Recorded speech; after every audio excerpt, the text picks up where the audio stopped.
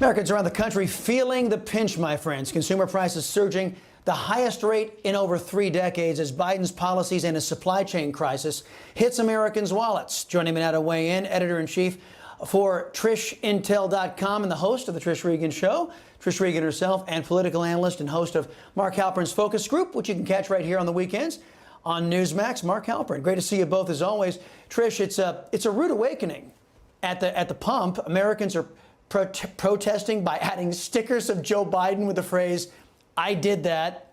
Then there's this viral image out there with the words, "Whoever voted for Biden owes me gas money." And when it comes to your holiday meats, they are skyrocketing too. They call it meatflation. Team Biden pretends this is some plague born on the wind, but we can trace these problems directly back to left-wing policies, can't we? Look, yeah, it's called money printing. Like you can only print so much money before it catches up with you. You can only offer so many stimulus checks before it catches up with you. You can only continue to buy up bonds and flood the market with dollars as the Fed has done now since the start of this pandemic, without it catching up to you at some point. And this is proof. I mean, I've been saying it for over a year now. We can't handle this. We absolutely cannot handle this. It's going to result in mass inflation. That's exactly what we saw today, Chris. Look, I mean, we have only ourselves as a country to blame for this. There is no reason why we should be looking at such high prices, such a devaluation, if you would, of the U.S. dollar. I want to point out that some of those things you mentioned, like ribeye, I actually hadn't seen that one up 95%. That's going to be tough this Christmas. Fuel oil up 59%, propane, kerosene, firewood up 35%, eggs up 12%. I mean, come on. The things that people need, right, that they consume, energy, food, all of these things are through the roof. And by the way, everything else too. But this is a tax on the American family. This hurts people really hard right in their wallets. Because I'll tell you, fuel costs may be up 59% this year, Chris, but guess what? Your salary is not going up 59%.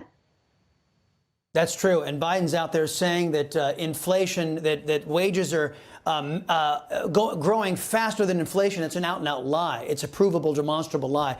Mark, Biden is ready to make this big show of signing this bipartisan $1.2 trillion infrastructure bill, more spending. The vast majority of this infrastructure bill does not address infrastructure.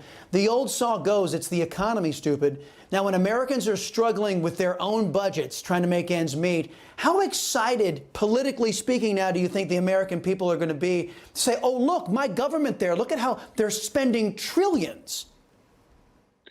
Well, look, Chris, I think there's two dirty little secrets here. One is the White House knows inflation is a huge problem, but they can't admit it. They were in denial about it for a while. Now they know it's there.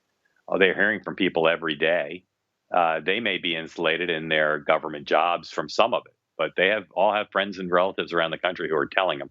The other dirty little secret is that Build Back Better bill, the big spending bill that they're still trying to pass.